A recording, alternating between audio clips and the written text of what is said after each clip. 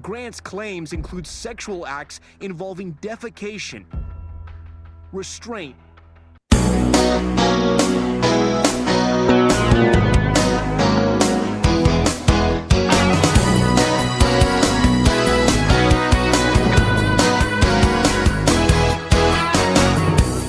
Welcome, everybody. It's another exciting edition of the Sports Hole.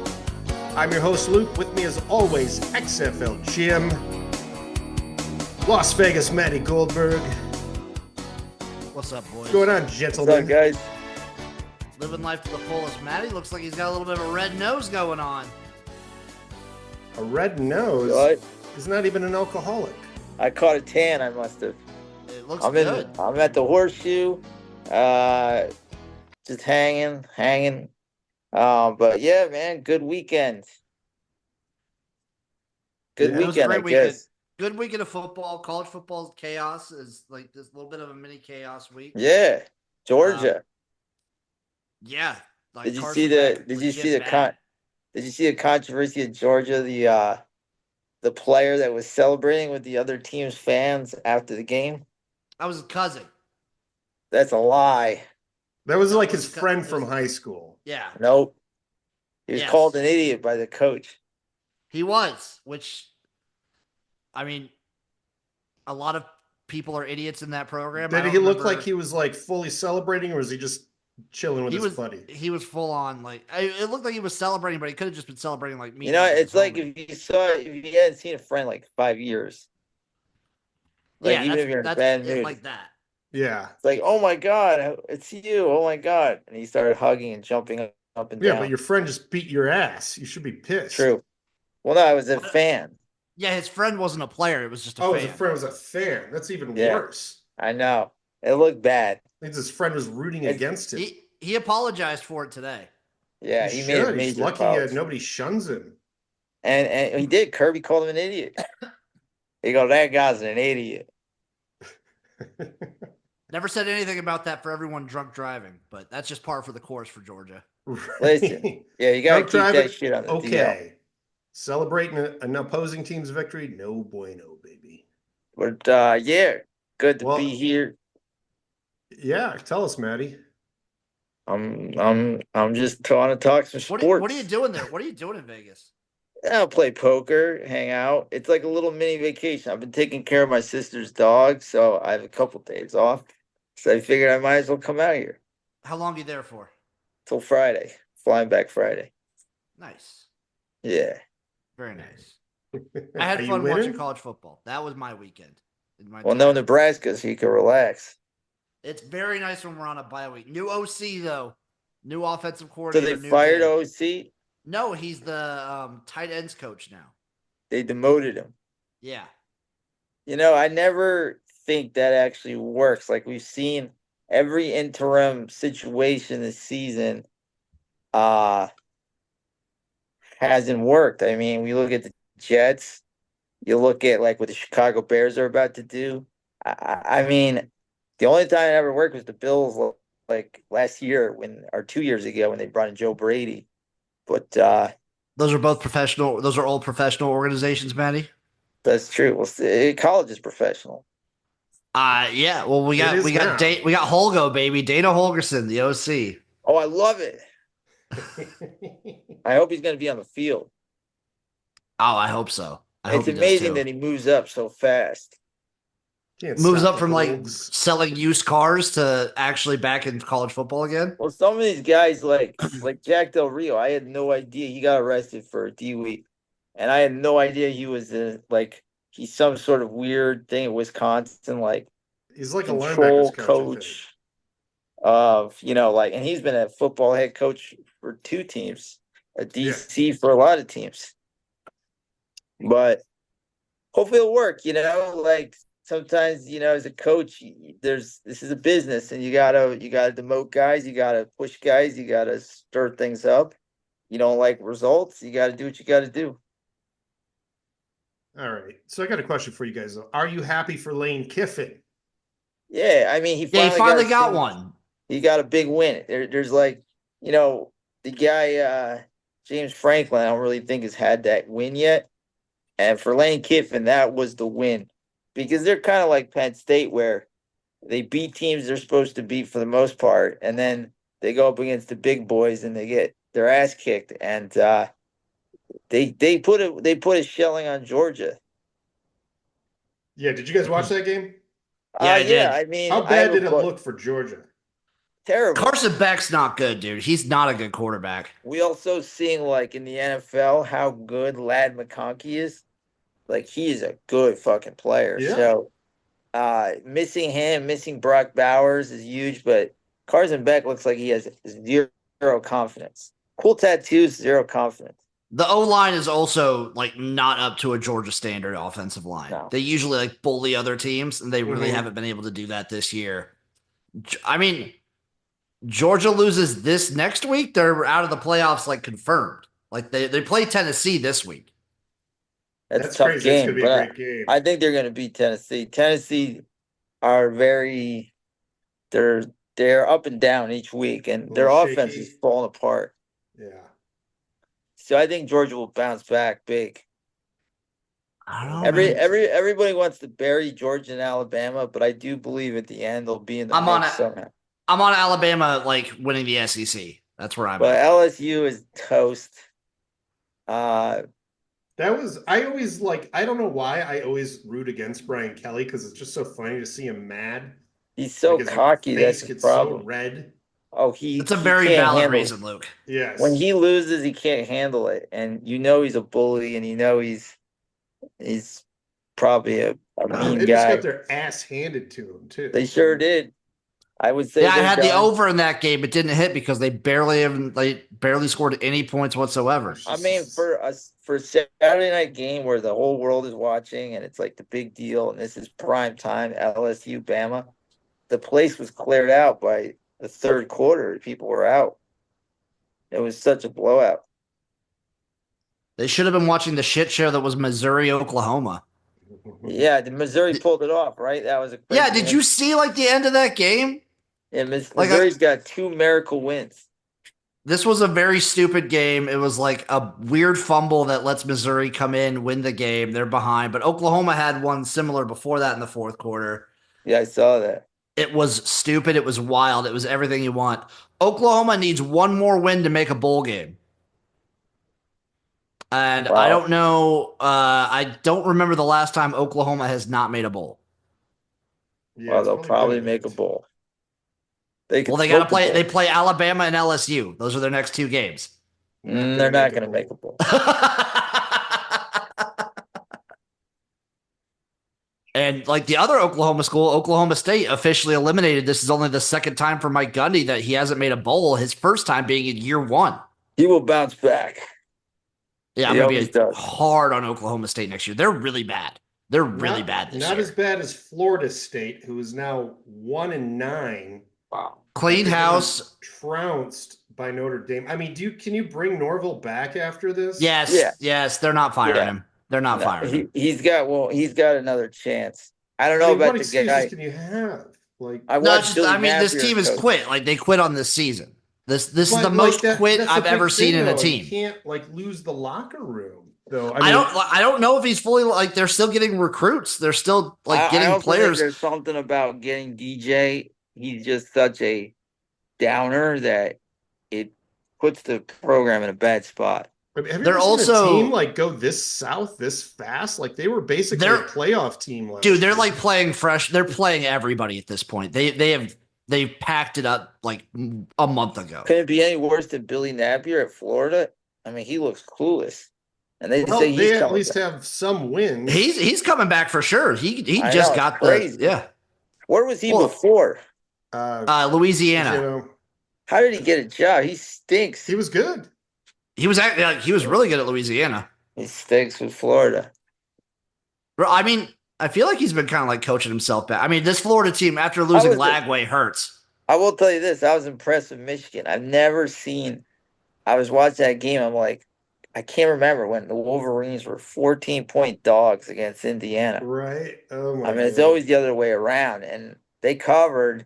They played hard, but they don't have a quarterback. No, they don't. But did you see this? Bryce Underwood, the #1 recruit in the country, who's from, outside of Detroit, he committed to LSU a long time ago. And now, like, Portnoy and them are getting in on the NIL. That's so funny. And they're talking about giving this guy anywhere between 5 and 10 million to flip to Michigan. Crazy. So stupid. I don't think he's going to flip because obviously recent history shows, Jaden Daniels and Joe Burrow and people like that coming out of LSU. The money's and tempting. And friggin' Garrett Nussbaum, people are like super high on him coming out too. Oh, he's of LSU bad this year. Yeah, he's not and I think Maddie, he's actually like statistically having aside from the Bama game, he was having a pretty good year. Okay. Yeah, but you go by there's half of these games they're cupcakes. Like I go by the games that matter, and like I'm not gonna judge them versus a Mississippi State. I'm judging them versus Bama what I see. So like it's like Kate Klubnik. Kate Klubnik's got good numbers, but against good teams, he's not any good, and that's what's college is a little misleading there with quarterbacks because, I don't care what Nussmeier does against, Louisiana Monroe. I care what he does against Bama in a big spot. And he showed me nothing. That's fair. Takes a lot to impress Matty G. A lot. What else? We had Miami Georgia goes Tech down. stunning Miami. Yeah, it's funny. If Ward was on that team, they're 500. Same old shit. He saved that team time and time, but he couldn't do it this time. But I'm not a Mario Cristobal fan. I think he stinks. They just got a great quarterback that's kind of carrying them, but they're behind every game for the most part. But we got to see one of the most vicious plays I've ever seen in college football. Did you see that where the guy's helmet got ripped off and then he was immediately pounded in the chest by another? Yeah, it was beautiful. There's a video of a guy in the U when the Georgia Tech fans came on the field and the big lineman laid out a kid. Like just gave him a little push. Yeah. And that was pretty funny. Good. That's great. Oregon continues to roll. They beat Maryland. Mm-hmm. Ohio State blanked Purdue. Purdue. Easily. Purdue's the worst team in the Big Ten, man. Yeah, they're bad. I don't even count. Like, so if like Will Anderson has a good game there, like I don't count that. Like that's not important. Like Penn State, Oregon, that's what I look at. Just saying, Jimbo. You're right. That's fine. Buddy. I mean, you can't judge. It's hard to judge against when half the teams are cupcakes for sure. Exactly. Quinn Ewers 5 TDs against Florida, who is right up there with Purdue this year. Mm-hmm.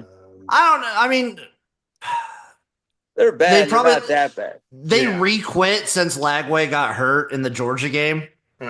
Like going up to that point, they were showing fight. Like they were in games and fighting. But yeah, that's since then back to like giving up. That sucks. Colorado keeps winning. Dude, they're on pace. They're on track. I looked at. They just came out with the playoff rankings. Colorado's sitting at 17. Wow, they have an inside track. They have a track to make the Big 12 championship game. Do you think Jerry Jones is going to say, "Hey, Dion, here's the keys to the car"? Bring me. He would do that. And they draft Shadur and then get Dion. Oh yeah. Oh my God, that would be. Do you think Cowboy Nation would just run him out of town at that point, right? Who? No, anything is better than what they got now. No, it's at least you'd have something entertaining going on. That's fair. You'd have the entertainment factor. Cowboys more Jerry Jones-esque than just a fucking. I think when the Lions got Dan Campbell, a lot of people were like, "What the fuck are they doing?" But they went outside the box and they tried something. And I'm sure the next brand of coaches are going to be, Grizzly tight ends who caught 4 passes in 10 years, who are just like, greedy guys. And, if Dion comes in, you take a chance and it works, they're going to start getting guys like that, So it's like, you got to think outside the box. They went out. They're in the Big 12 championship game, and at that point, they're only 1 game away from making the playoffs. I know, and it's like 2 years Where at the beginning of the year, I have to eat crow because like after Nebraska, They've gotten so much better. They have gotten so much better since that game. they really have. Well, and, I'm with you, Maddie. I thought this season was going to be a disaster. Yeah, and it's turned into like, I mean, God, if they just held on to that K-State game, no telling where they'd be because they won loss, they'd be in the top 10 probably. And in 2 years, this was the worst team in football. I would hate it though. Right I'd now, like to see him stay and really continue to build something. Though. Yeah, but right now they're sitting at 17. They're at 17. K-State's at 16. It's an interesting race for the Big 12 they have right to now. What is the K-State. rest of their season looking like then? There's only they got 3 games left. So they got Utah at home, at Kansas, and Oklahoma State. So Utah always tough. Kansas is feisty. Now tough. Kansas has a really good run game. Kansas is feisty. Oklahoma State garbage. Look, except for Oklahoma State, those other 2 games are not going to be easy. They're going to be tough games, and like Utah can pick anybody off. Are they having a good year? No, but they can pick anybody off. They should beat BYU. So why aren't they going to beat Colorado? They should. Like Colorado cannot drop one. If they drop one game, then like Iowa State, Arizona State, Kansas State, West Virginia, all right there at 4-2. Yeah. Well, keep going, Colorado. Yeah. I'm rooting for BYU. I'm rooting for BYU all the way. So Indiana's now 10-0. This is not. This is like the first time they've won 10 games in history. Not to mention the fact they haven't been defeated yet either. The first time this program has ever had 10 games. Massive. This is the best story in college football. So in my mind. Would they play Oregon in the championship? If they win out, so they play Ohio State this week, I think. Oh, so it's probably gonna be Ohio State, Oregon. Yes, that's how it would. Yes, but I think they have a good chance against Ohio State. I think they do as well. But also, Luke, as like a fan, you got to think: would you rather play in the conference championship game to get like the bye in the playoffs, or would you rather like get the home field advantage for your first playoff game and get like an early bye, like skipping conference championship weekend? I think it's a tough one. You just want to win, you know. So here's the thing, Jimbo. Like, this has been going on in college basketball forever. There's times that team win their conference tournament and everybody's high in them, and then they shit the bed in the first round. And a lot of them go, well, those extra games on your legs, you know, it's probably better to lose. And some people like the momentum. Some people go, we're winning every fucking thing. And then some people are like, you know, let's rest up. So either way, you kind of get like a bye. There's no scientific fact that it's better or worse, but I see arguments for both. Like I can I think it's both ways you get sort of a bye. Like if you don't play in the conference championship game, that's technically your bye going into the first round of the playoffs. I say go for it all. I mean, if you're in the NFL and you have a chance to be undefeated, don't rest your players. If you're a good team and you're in a conference tournament, win it all. I mean, that's part of sports. I'm with you. I kind of agree with you guys right now, especially with it being Indiana. Yeah, they're number 5 right now. Like they're a top 5 team. If they lose in the playoff rankings, but if they lose even they lose 42-0, I still think they're the top 12. If they lose 42-0, I don't think they make the playoffs. I disagree. Maddie, their best win would be like Nebraska at that point. Okay, fair enough, but like to be like I love Indiana. I think Indiana deserves to be there. They've been destroying teams. You're going to give it 2 loss. Dude, the way I view the committee, there's 1-loss teams ahead of them right now. Is it Penn State ahead of them? Penn State's ahead of them. Texas is ahead of them. Ohio State's ahead of them. Oh, that's kind of not fair, but. And they're all ahead of BYU as well. I think if they lose one game that somewhat close, they're in. I think they would fall if they lose. If it's close, I think they're in. But if they get destroyed, let's say Ohio State beats them 28-14. You're going to put a 2-loss Georgia or Alabama over them? They would put Alabama over them. All right, people will be mad, but they would probably also put Ole Miss over them. Yeah. Interesting. But I don't think they would take what I don't think they would do is take a team outside of the Big Ten or SEC and put them over them. I don't see them falling out of, like, if they get dominated, maybe. I don't personally see them falling out of the top 12. You'd have to see some like crazy run from the So way who they I'm play viewing the this week? committee. Ohio State, you said? I believe so. Let me double Okay. check, but I think it was Ohio State. It does suck that this year they do have a great schedule. Sorry, Michigan this week was down this year. This week is a bye week for Indiana. Next week they play Ohio State. Their next game is Ohio State. So they get to rest up. They got to shock the world. And then Ohio State this week gets Northwestern. Where's the game? Indiana or Ohio State? It's at Ohio State. Wow, that's gonna be fun. It's at Ohio State. But my personal thing for the playoffs right now is I think the Big 12 and the ACC get one team apiece. And I think it kind of fucks over those conferences a little bit, but I think that's how they're going to do it. And I think the rest come from the Big Ten, SEC, and then the one group of 5 team. It's going to be wild. I can't wait for these playoffs. Yeah, there's going to be a lot of discussions. It's going to be like bowl games that matter, you know? There's going to be about 4 programs that are going to be very pissed.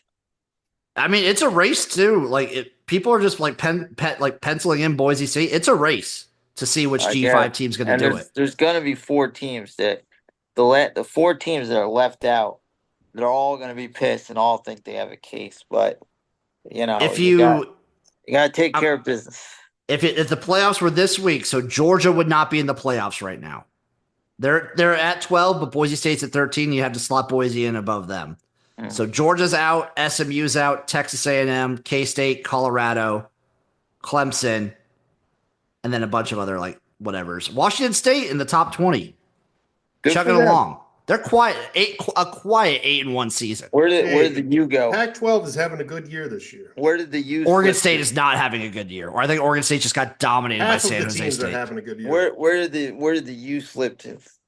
The U, Maddie, number 9. Feel like they slipped to 9th. They don't deserve to be in it. I mean, I know. Yeah, but they're still probably going to win their conference. Like I know, but they suck. Yeah, I would take Indiana over them for sure.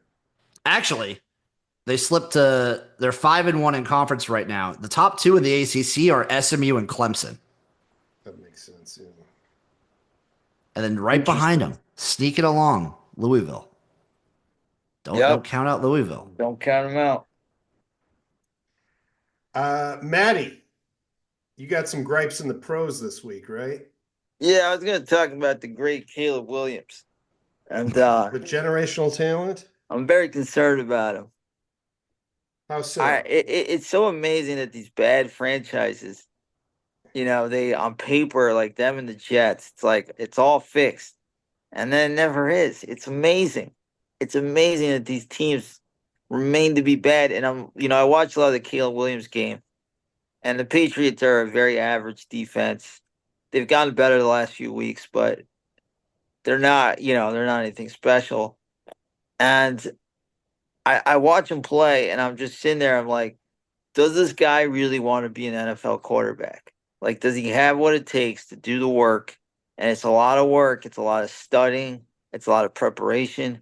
And I just see him as one of these guys who thinks like he can go back to pass and he can scramble and he can make something happen. And you see the level changes as like this is not.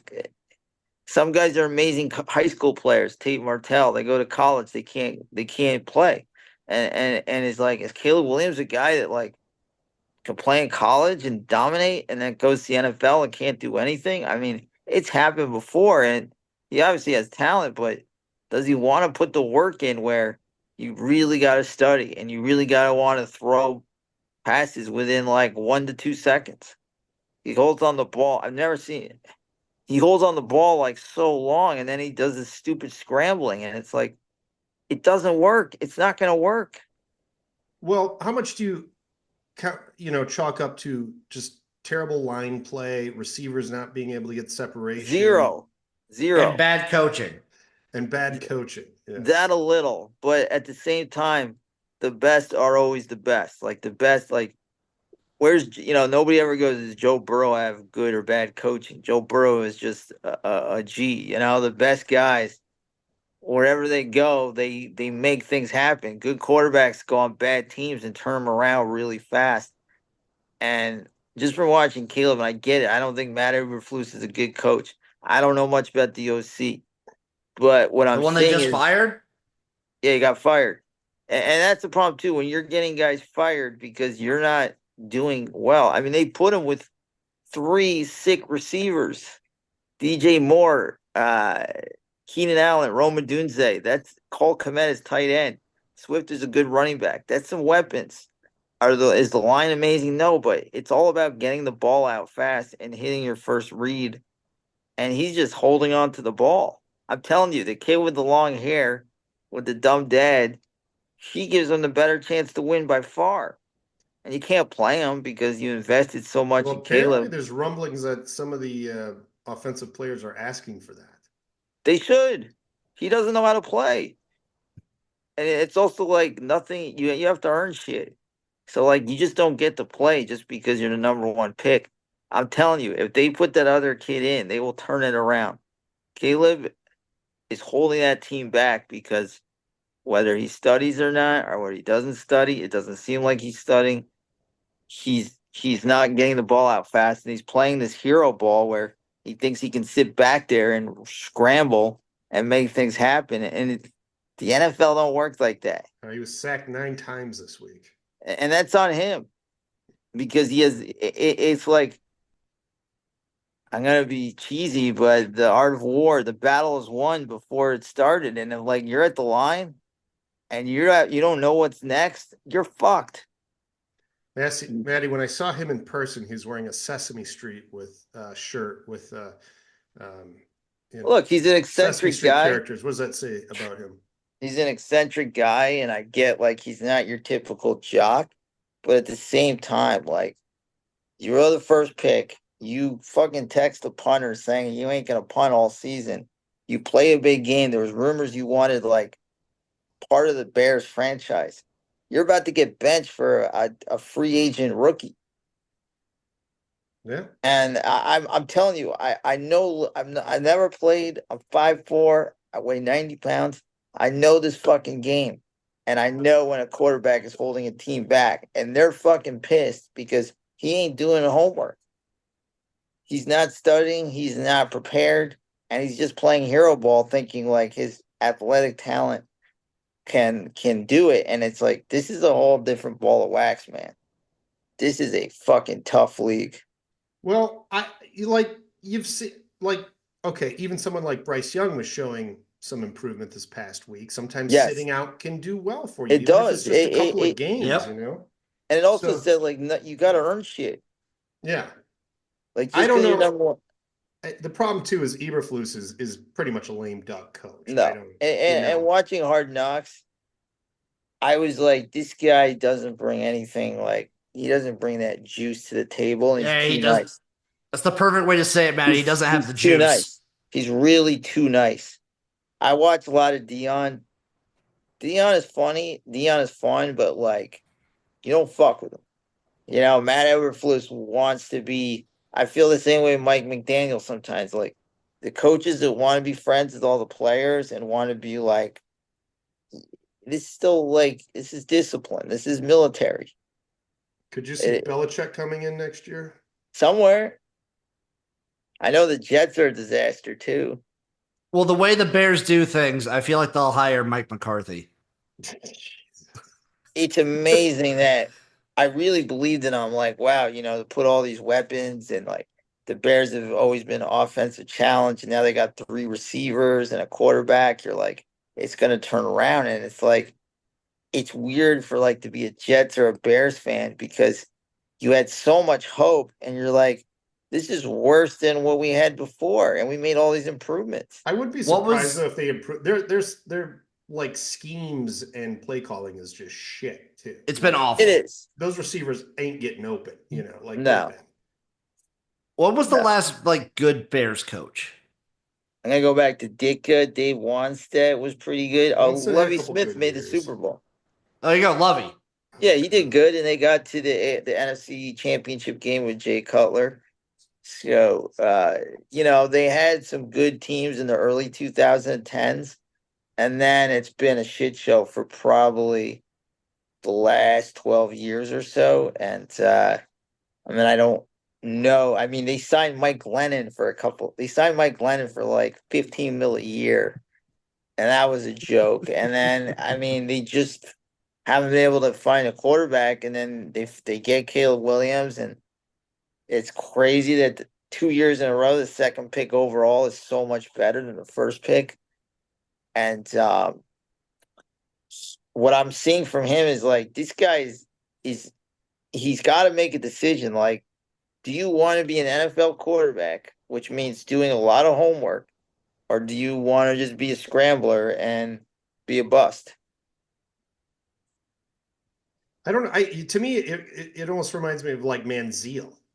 Like Yeah, Johnny Manziel used to get away with all that shit in Yeah. college. yes, absolutely. Just making magic out of nothing.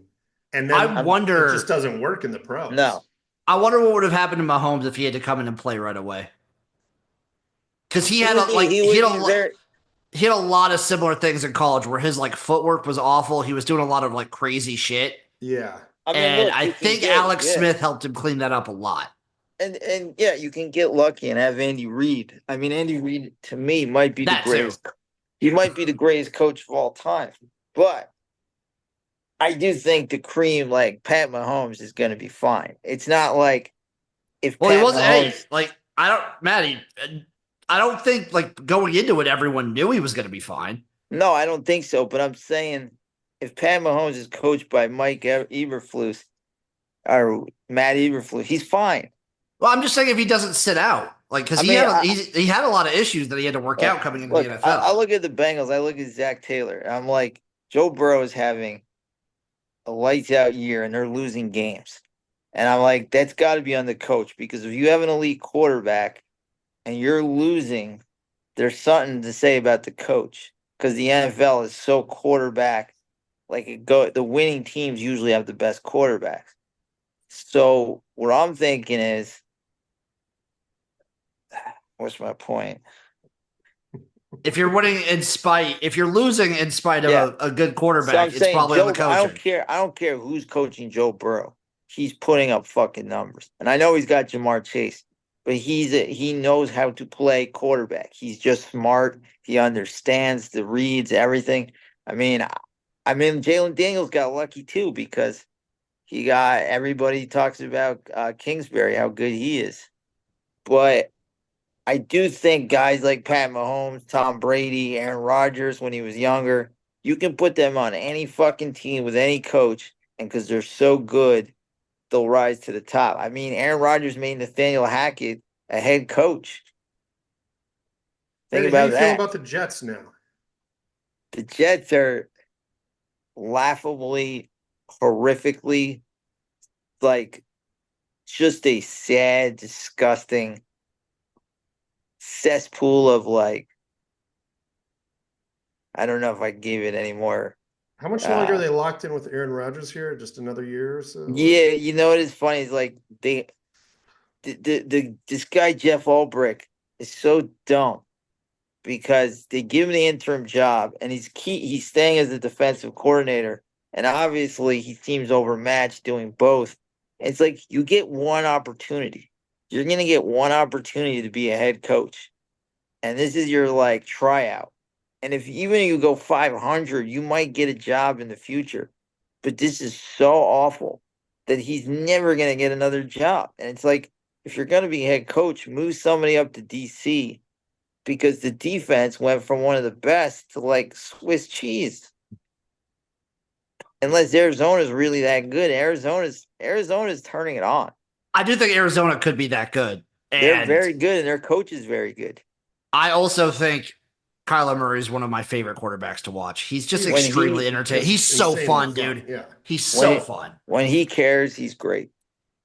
When he cares, he's awesome.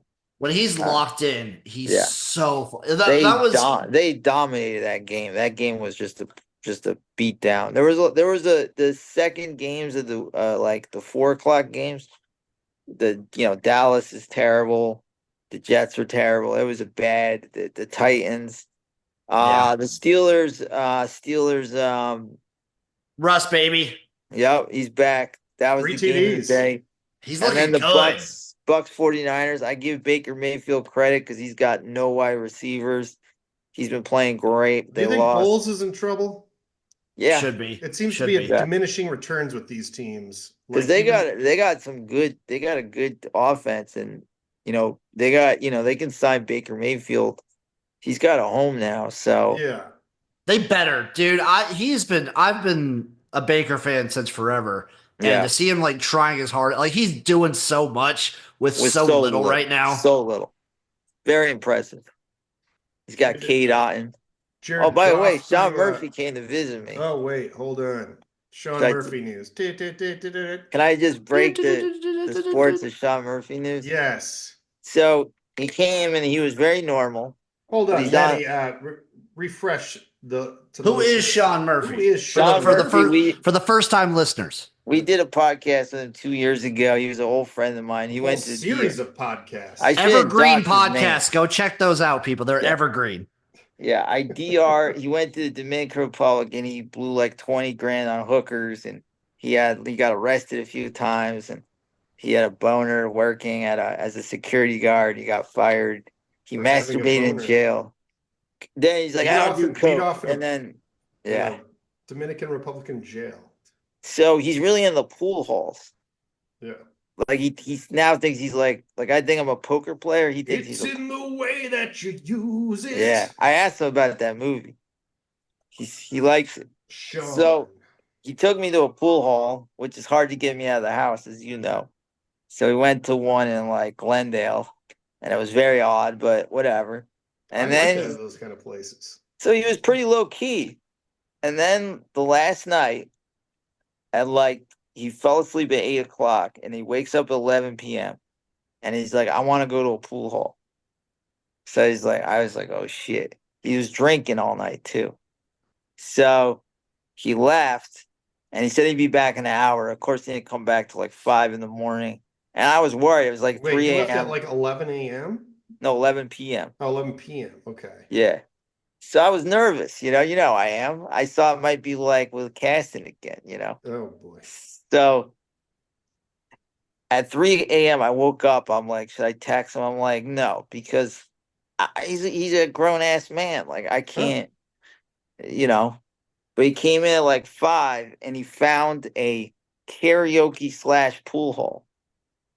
So he got to do his Daddy Yankee and play pool on the same floor. It was like the jackpot of it's like the Willy Wonka chocolate factory. My kind of place. That sounds fun. And I'm just gonna say this. He's about a year away from another adventure. You think? I mean, Yeah. It sounds like so he's on meds, but he still acts pretty insane.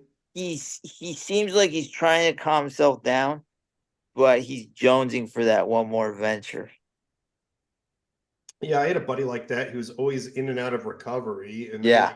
he'd pull himself, and he was a real talented guy. So he'd pull himself together, create a business, cash out for 200 grand, and then boom, it's all Russian hookers. Yeah. In I can feel Sean is ready for another meltdown. Yeah. So we had a nice time. We caught up. Well, what was he doing all that night? Where did at he the end pool hall? up? Well, where'd he go till 5 in the Well, morning? I didn't talk to him much because he left the next morning, and then he texted me he was in Fresno because he had diarrhea and he had to stay there.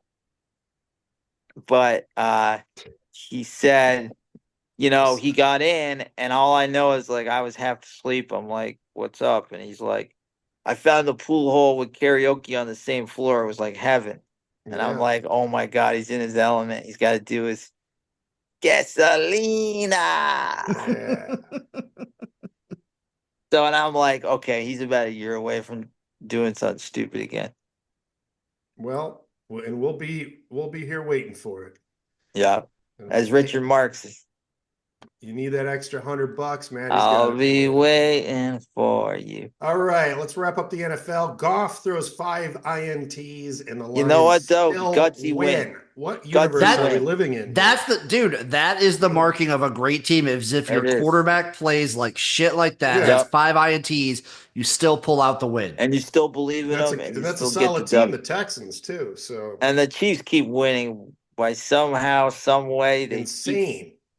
They have a horseshoe up their ass somehow. They really. It's going to end very soon. Well, how much faith do you guys have in Bo Nix now, though? He's great. I love him. There's something about him too. Like I can't love him. I can't. You know what it Why is? can't Though? you love him? I watch. I've always his hated face. Bo Nix. I watch his face, and I see a guy that will eat like bullets to be in the NFL. Where I see Caleb Williams sitting there on the sideline, like shrugging his shoulders, like they got the right guy. Let me tell you.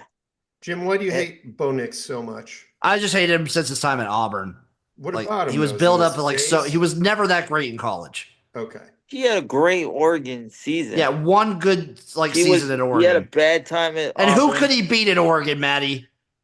Yeah, but Washington. But the point is, though, like, look at DJ. Bo Nix had a DJ type career at Auburn, and where DJ went to Oregon State and Florida State and could have turned it around, Bo Nix did. And I know he's got the lame haircut.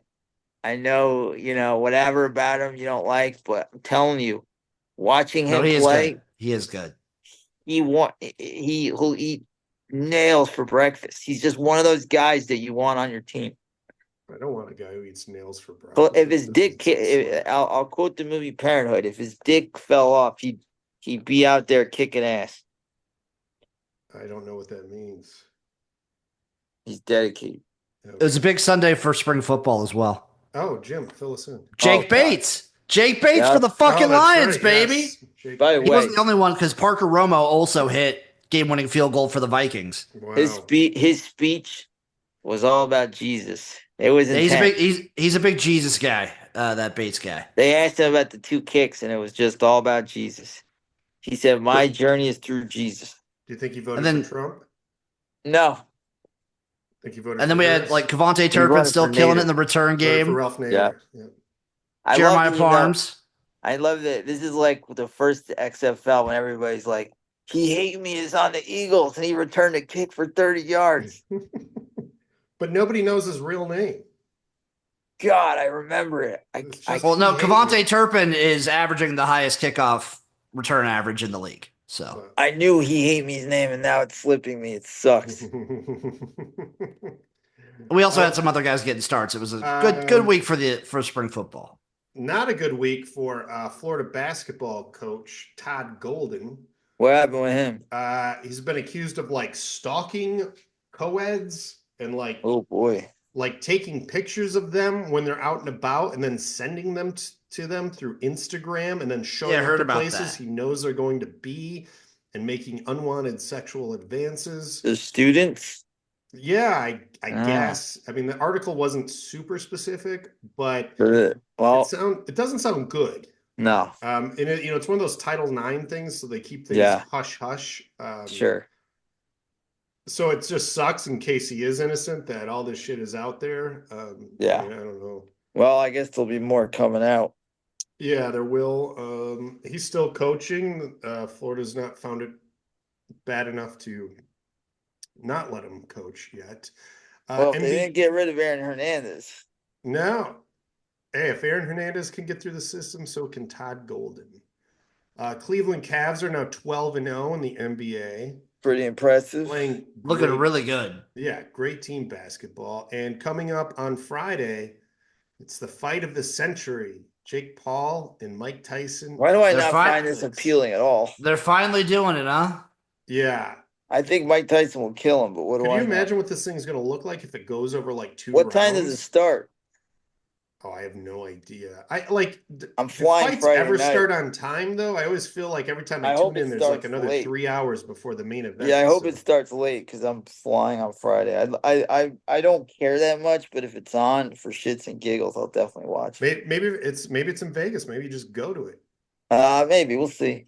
Yeah, like be a boss. I got to get back, but All we'll right. see. Well, I would also like to just shout out the Miami Dolphins for saving the state of Florida this weekend. Yeah, Did you guys see that They stat? they no. needed What's that the win. stat? So every team in Florida, every football team between like FBS football, FCS football, and NFL Lost. football lost except for the Miami Dolphins. Wow. By They the way, almost went. They almost went 0-11. because they played in LA, a lot of Dolphins sweatshirts and shirts on the plane. Hmm. Just thought he meant let you know. Jim, are you frustrated with the Dolphins, like knowing they can beat good teams and then? Well, when the quarterback gets hurt. Tua was hurt for a long time, and we have like zero backup. I'm frustrated that they didn't have a good backup in place. Right, but I'm frustrated for that part of the season. I mean, that's just the theme for the last couple of years. I am frustrated that they decided to Skyler was their guy. They just wanted to go with him. That frustrated me. Yeah, but they're in it. I mean, when that happened, I kind of just threw the season in the dumpster. Mm-hmm. They're feisty. They're better shape than the Jets.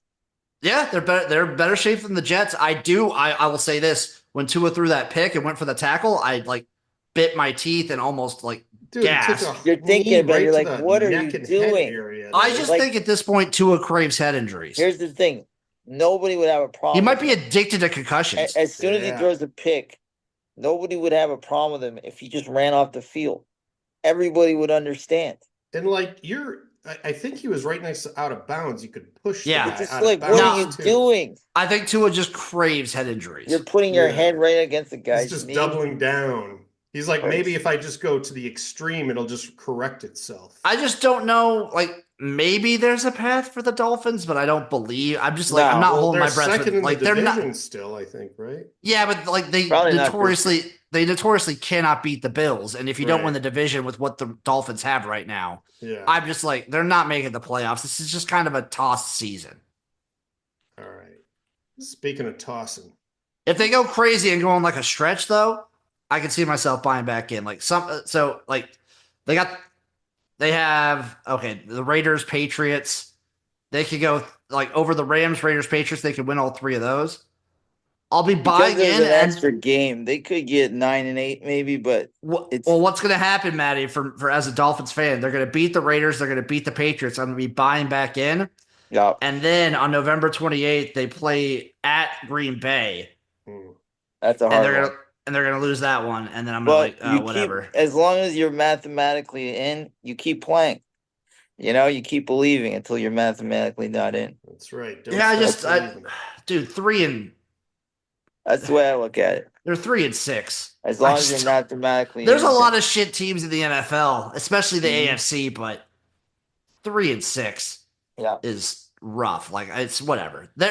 I'm just having fun. They're at least fun to watch now. Yeah, that's always good. I always say that. It's one thing if your team isn't winning. It's one thing if they're just unwatchable, and so as long as they're entertaining, hey, have fun with it. All right. Speaking of entertainment and sports entertainment. There we go. That's right. Vince McMahon. I didn't hear anything there, Luke. You didn't? I didn't hear either. Not on that one. Oh no. Well, don't worry. I got you covered. I'm actually going to tell you this time. Thank you. And I like that you knew I was playing something. Anyways. All right. One more time with the intro. Come on out, you rapist. There we go. Vinnie McMahon Jr. That's right. Episode 6 of Mr. McMahon. This one started out insane. Vince just is talking to the camera about I wish I had this on a soundbite. I don't. Yeah. I'm sorry, but he just talks about having multiple computers in his brain. It's like one computer's talking to you right now. The other computer's thinking ahead of what I should be doing at the show on Friday. Then there's another computer having wild sex with that woman in the corner or something. It just is nuts. So the show starts off with, it's the post-Attitude Era, and you have a match of Vince McMahon versus Donald Trump, and it was to shave the hair of the person that lost. McMahon lost, but they were making a lot of analogies to Trump and the wrestling world and how he sort of, does his business after that. And, you definitely could see You could Mhm. see the over the topness carrying on into what became of his political career. And it was really funny because then they started that angle where Vince McMahon starts to become depressed, and I don't know the full thing of this angle, but then he's like, what if I just died?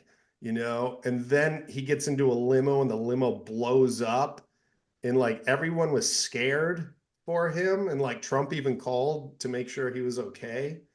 So they were going with this Vince McMahon was assassinated angle, and then they had to stop it because the Chris Benoit murders happened, and then they were all honoring Chris Benoit Yeah, without that was a realizing Chris mistake. Benoit was the one doing all the slaying in his home. Yeah. Uh, so then it gets into CTE, and McMahon actually ended up working with a CTE doctor who used to wrestle for him. The Boston kid, right? Yeah, I forget his name. He was Nowicki, on Tough Enough or something. something Nowicki. Yeah, he got concussions and then he started really getting into them. Yeah, he bailed out of wrestling early because of concussions. And he started Yeah. studying. They said, basically, um, Chris No more chair Benoit, shots. Yeah. his brain was like Swiss cheese. Yeah. It was funny though, because in a clip before that, Vince is like, "I'm not responsible for that. Chris just went nuts." Yeah. He was just in this like super heated interview with Armand Catan. Yeah, that was He's one like of the classic ones. slapping his paper and Yeah. stuff. Like it's funny Yeah. when Vince gets mad at these little pencil necks. Like Bob Costas. Yeah, and he's upset he can't just break him over his knee. Um, so it was pretty interesting too, because a lot of the wrestlers and the people involved don't believe in CTE. Like Stone Cold Austin just doesn't believe it. Like it's a thing. I'm not believing it sometimes, but I also think there's a lot of times where people do really bad things, and I don't really want to blame it on CTE. Like I'm watching this Aaron Hernandez thing, and I don't believe his thing was from CTE. I think a little, but Yeah. there's a lot more factors than that. I do believe it definitely is something there, but thousands of people play football, thousands of people wrestle, very few people kill their families. Well, I mean, but another guy like Junior Seau, Yeah, kill himself. Yeah. right, which I don't think he had a history of anything apart from that. Like, whereas Aaron Hernandez was doing awful shit for a long time. Yeah. Junior Seau was. I Sure. don't think Chris Benoit was doing terrible shit No, I either. think what happened also, I saw the first Dark Side was about Chris Benoit. And one of the things that really hurt him was Eddie Guerrero dying was like his right hand man. Yeah. And when Eddie died, he kind of lost it. And these guys don't have any sort of, even more important than that, there's no therapy. There's nobody to talk to. So there's no way to talk to about the road. There's no way to talk to about the business, about losing your spot, about gaining a spot, about the pressure, about doing it every day. It's just like this is a problem Vince has. Like he doesn't understand. Like these guys are all self-medicating because the schedule is so rigorous that there's no way to talk to. Maybe now because mental health is important. Well, and they've changed the scheduling too. Like Yeah. now you have a Sure. lot more days off. But those guys, like I remember Razor doing an interview talking about rooming with Shawn Michaels, and they would just do pills all night until they could sleep, and they didn't care if they wake up the next day because they get in that ring and do it again with like the pain you're in and all that stuff. Yeah. And there's no like I need a couple days off. It's so scary. So Vince, I don't think he'll ever say he regrets anything ever in his life, but I think if he has a heart, he will regret the schedule of what he put his guys through because it was very intense, and it's also like you fuck up, you don't work. Right. Yeah. It's either do this or fuck you, just getting treated like a circus animal, either produce or Sure. you're moved I on. mean, I don't know how to judge people like him because for what they did is so incredible, but how they do it is so terrible, and it's so confusing sometimes. But I mean, at best, he's a very complicated person to like go over and be like, yeah, how do you look at Vince McMahon's life? You have to accept it all. Yeah. Good, bad, you gotta tell the whole thing. Yeah, I mean, I And think there's a lot of good and there's a lot of bad. I'm loving this, by the way, even though there's, we know most of the stuff. I think Yeah. this does encapsulate him very well, and especially since a I lot don't of think the, he I don't even think he thought he was walking into a hit piece. I mean, well, he wasn't originally because all of these, apart from the early on allegations against him, a lot of the allegations we see now were not, happening until the middle of this taping. but you knew those allegations like were bad back in the day. So like why not now, you know? Because what do you mean? Like, Usually when they're like people that do bad stuff do it for their whole life, you know. Like it's not like he was yeah, bad and but then like, if Ben Roethlisberger, right, did some stupid shit, yeah, eventually got married, and then you never heard anything about it again, sure. Yeah, right? that's true. And Yeah. not to say who knows what he's still doing in his personal life, but you can turn your life around and You can. make better Vince is a decisions. complicated guy. He's a Yeah. he is like as Cornette put it best. He's part P.T. Barnum, part Donald Trump. And So yeah, yeah. So the series, if it goes to the CTE, we get back to kind of the family angle with Shane McMahon had basically left the company for 7 years, and mhm, he comes back to huge applause to try and wrangle the company from Stephanie, yeah. and it was like it's really mirrored that show Succession, if you ever watched that, like where Yeah, no, it's tough, and like Stephanie wanted it more. Like I think Stephanie has more Vince in her than Shane. I think Shane is a good guy with a heart, and Stephanie is probably cold blooded. well, that's what like I think it was Booker T was Yeah, like, Shane is nice. exactly, Shane's like a good guy. And then like, but exactly. Stephanie, you do not fuck with Stephanie. Well, Like, think about Stephanie. Like Hunter Hearst was deeply involved with the China, yeah, and she just came in there, and not only did they take that relationship, they like buried China. Like yeah, China is dead because of probably the humiliation and like just like what China was this one of a kind character phenomenon that was buried because of that relationship and just went into drugs and died. yeah. And I really believe that relationship killed her or the end of it. Oh yeah, I'm So, sure. It's so yeah, So it was an interesting angle. And then Shane's like, always fighting for his father's affection. So he comes back to take the company, and Vince is like, okay, but you just have to beat the Undertaker in a Hell oh in a God, Cell match at WrestleMania. And Shane, to his credit, did all the shit too. He did all the he's a good hardcore wrestler. shit. Yeah, he Mm-hmm. was. I remember back in the day, it was just funny because the way they used him, from the mean streets of Greenwich, That was funny. the rich kid Yeah, angle was just always so funny. So I guess I never really paid much attention to his no, actual but wrestling. I think he's a nice guy, and I Stephanie. liked what they've done with him in like the recent years, where they'll use him on like big King of the Rings or things like that, or Royal Uh-huh. Rumbles. He'll just come in, take the biggest bump, and then be gone in like 20 minutes Yeah. or like 10 minutes. It's great. He comes in, just He takes a takes huge some bump huge and bumps. leaves. There's a He And then great does. match, Vince and him versus Hunter and Sean, which it looks stupid on paper, was actually a great match. I mean, Shane was doing some crazy shit. yeah, it's nuts. And then I think he's like a jujitsu black belt now too. I thought it was a good series. Well, we had then there were a bunch of wrestlers speaking about, Vince as a father figure, that a lot of, Yeah, Undertaker's like, I'd take a bullet for him. You can see a lot of the loyalty there. sure. And again, a lot of the allegations we're hearing now, I don't think they came out at some point during the series. I don't know who had been interviewed by then, but Vince Yeah, stopped interviewing once those sure. allegations came out. He was not Yeah. talking about it. But Hmm. there were other, when they were interviewing him, that, he's talking about, I don't understand people who want to retire. Like, I'm just going to retire and what? Do what? Fucking loser. Like, if you're not growing, just go die. You just got to I go think die. I think Paulie Heyman said it best in the middle. He said somewhere that Vince is married to the business, and Yeah. everybody else has to like that's who he's married to, Yeah, and that's that's it. That's that's it. that. So Yeah.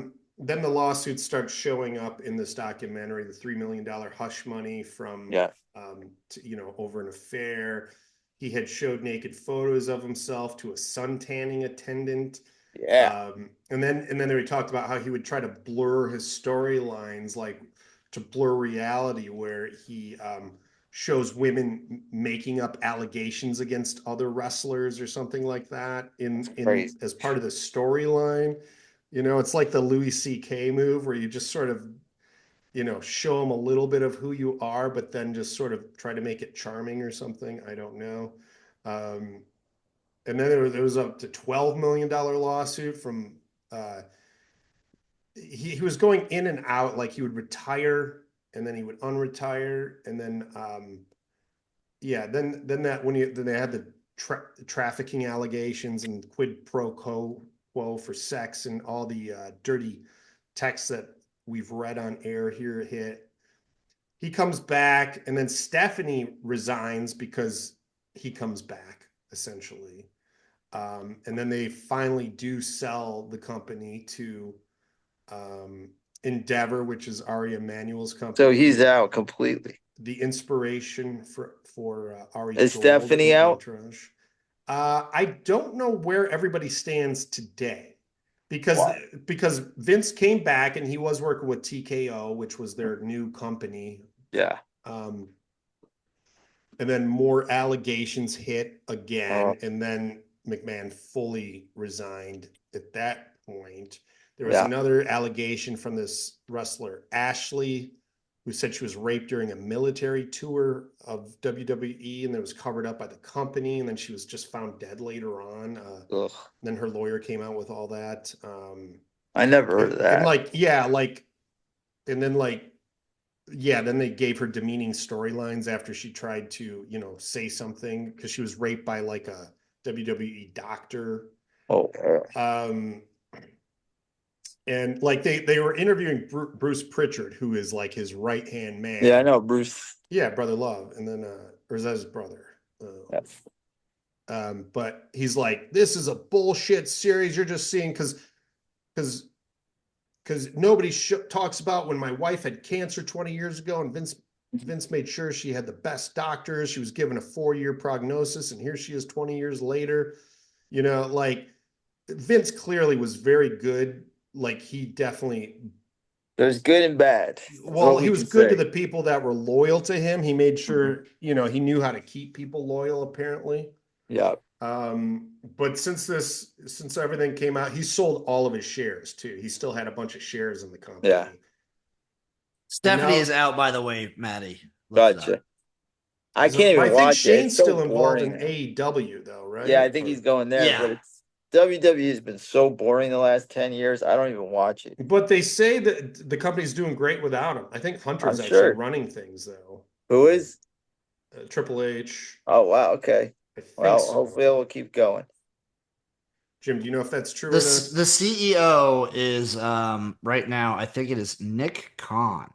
Okay, I don't know. Khan. No, that's AEW. No, that's Tony Khan. Oh, he's got the same last name. Khans. Yeah, weird. Should be James Khan. Right. Interesting. And then now, now all of Vince's allegations have led to a federal investigation too. So you could see him end up in a Diddy type situation. If any of these things pan out, which it very could, Yeah. So, because he was supposedly, the trafficking comes when, it's one thing for quid pro quo, like, oh, come have sex with me and you'll get a raise. And then the other one is like, oh, go have sex with that guy and you'll get a raise. That's what he was kind of doing with these women too, apparently. So, yeah. And that's pretty much how things ended. And that's a wrap. So it is Americana in a full series right there. This the rise, the fall, the rise, the fall, the sex and the charges. rise again when and he the sex dies. charges. That's it. You guys got anything else to say on this? Nope. Before we Until put a next button on it? week. He's a crazy guy. I hope someone makes like a biopic movie of him. I'm sometime. sure they will. Who would play Vince McMahon? Nicolas Cruise. Cage. Nicolas Cage. By the way, I just saw Gary Pig the Sinise. other day. Underrated movie, so good. Or You saw Liam what? Neeson. Pig. Oh, I want to see that. See it. It's excellent. Very good. All right, Liam boys. Neeson. It is also just like from looking that stuff up. It's kind of funny that both the WWE president and AEW owner have the same last name. Yeah, not related. Are they not related? Not related. Oh, interesting. All right, everybody. As far thank as you I can tell. so much for tuning in. We'll see you guys next week for another exciting edition of the Sports Hole. Bye-bye.